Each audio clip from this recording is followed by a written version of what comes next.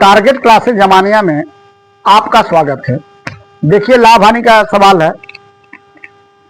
किसी वस्तु के मूल्य में 20% की वृद्धि की जाती है तथा कुछ बट्टा देकर 8% का लाभ कमाता है तो बट्टे की दर होगी।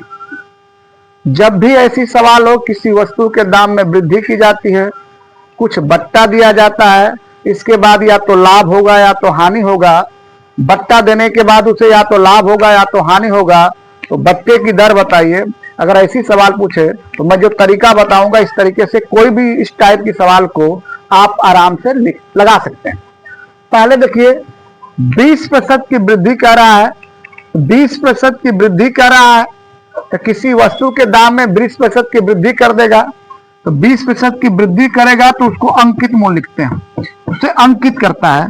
यानी 20% की वृद्धि, यानी जितना वृद्धि करेगा 100 में जोड़ देंगे, तो 20% की वृद्धि तो 120, वो अंकित मूल्य हो जाएगा। और कुछ छूट देकर, छूट तो मालूम नहीं है कितना प्रतिशत का छूट दे रहा है, कुछ बट्टा देकर 8% का लाभ कमाता है। जितना प्रतिशत का लाभ कमाएगा 100 में जोड़ देंगे, तो 8% का लाभ कमाता है तो 108, उसका वो विक्रय मूल्य हो जाएगा। वो उसका क्या हो जाएगा? विक्रय मूल्य। फिर एक बार ध्यान दीजिएगा, जितना वृद्धि करेगा 100 में जोड़ कर लिख देंगे, वो अंकित मूल्य हो जाएगा। तो 20% की वृद्धि कर रहा है तो 120 हो गया, 120 हो गया अंकित मूल्य। और जितना लाभ कमाएगा वो उसका विक्रय मूल्य हो जाएगा। लाभ कमा रहा है 8%, जितना लाभ रहेगा 100 में जोड़ देंगे, 8% का लाभ है तो 100 में 8 जोड़ देंगे तो 108 हो जाएगा, उसका विक्रय मूल्य हो जाएगा। अब देखिए, साफ साफ दिख रहा है कि अंकित मूल्य कितना था? 120 रुपया। बेचा कितने का है? 108 रुपये का। यानी छूट की दर और बट्टे की दर हमेशा अंकित मूल्य पर निकलता है और अंकित मूल्य हमेशा नीचे होता है। याद करिएगा, छूट की दर और बट्टे की दर हमेशा अंकित मूल्य पर निकलता है और अंकित मूल्य हमेशा नीचे होता है। अब देखिए, अंकित मूल्य कितना है? 120। 120 लिखिए। 120 वाली वस्तु कितने में मिल रही है? 108 का मिल रही है।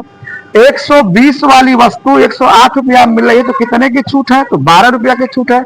अब प्रतिशत के लिए हमेशा 100 का गुणा कर देंगे, प्रतिशत के लिए हमेशा 100 का गुणा कर देंगे, 0 से 0 कटा देंगे, 12 से 12 कटा देंगे, यानी बट्टे की दर कितना है? तो 10%। फिर एक बार ध्यान दीजिएगा, जितने प्रतिशत की वृद्धि करेगा 100 में जोड़ के लिखेंगे, वो अंकित मूल्य होगा। जितना प्रतिशत का लाभ कमाएगा 100 में जोड़ कर लिखेंगे, वो उसका विक्रय मूल्य होगा। हमेशा बट्टे की दर, छूट की दर हमेशा अंकित मूल्य पर निकलती है और अंकित मूल्य नीचे होता है। तो अंकित मूल्य कितना है? 120। 120 वाली वस्तु 120 नीचे हो जाएगी और कितने रुपए की छूट दे रहा है? तो 120 रुपए वाली वस्तु पर 108 रुपया को बेच रहा है। 120 वाली वस्तु 108 रुपये के बेच रहा है, तो कितने की छूट है? तो 12 की छूट है। और याद करिएगा, हमेशा बट्टे की दर ज्ञात करने के लिए, छूट की दर ज्ञात करने के लिए डिस्काउंट ज्ञात करने 100 का गुणा करते हैं, तो 1 0 से 1 0 कट जाएगा, 12 से 12 कट जाएगा, बचा कितना? 10%। एक दूसरा तरीका देख लीजिए, इसे एक दूसरा तरीका पलक झपकते ही आप लगा लेंगे। कितने प्रतिशत की वृद्धि है? तो 20% की वृद्धि। यहाँ लिख दीजिए 20% की वृद्धि। जितना वृद्धि कहेगा 100 में जोड़ देंगे। फिर करा कुछ बट्टा दे रहा है, हमें मालूम नहीं है, मान लेंगे बट्टा देने के बाद मान कितना आ गया? x। बट्टा देने के बाद बट्टा पूछ रहा है तो बट्टे वाली मान लो x है, बराबर कर दो 100% का लाभ, जितना % का लाभ कहेगा बराबर कर दो, तो 8% का लाभ कर रहा है तो 108। अब सीधा सीधा बस 12 जो दिया, 0 का हिसाब बाद में होगा, 12 का गुणा कर दीजिए। 12 से 108 कितनी बार में कट रहा है? 12 से 108 कितनी बार में कट रहा है? तो 12 9 108, 9 यानी 90। 12 9 108, क्योंकि 0 बचाया गया था इसीलिए तो 0 हो जाएगा। तो 12 9 108 यानी 12 9 108 है, 9 यानी 90। या 90 कब लिखेंगे? जब 10% की छूट होगी। मान लीजिए ऐसी एक सवाल होगी, इसी विधि से आप लगा लोगे।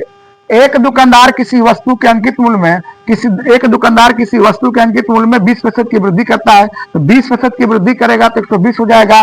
तथा तो कुछ छूट देकर, छूट का मान x रखेंगे, 4% की हानि उठाता है, तो 4% का हानि का मतलब 96। एक दुकानदार किसी वस्तु के दाम में 20% की वृद्धि करता है, जितना वृद्धि कहेगा 100 में जोड़ देंगे। फिर उस पर कुछ छूट देता है, हमें छूट मालूम नहीं है, मान लिया कि छूट कितना है, X% है, और फिर कह रहा है कुछ वस्तु को 4% की हानि पर बेच रहा है, 4% की हानि पर बेच रहा है, तो 100 में जितने हानि कहेगा 100 में से घटा देंगे, तो 4% का हानि यानी 96 हो जाएगा, 100 में 4 घटा देंगे।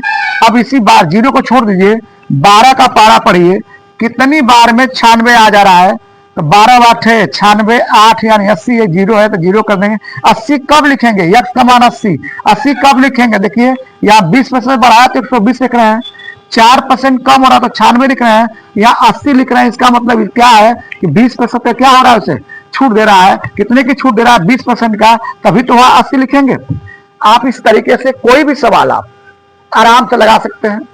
मेरे वीडियो को आप लाइक कीजिए, शेयर कीजिए, सब्सक्राइब कीजिए, अपने दोस्तों को भी शेयर कीजिए।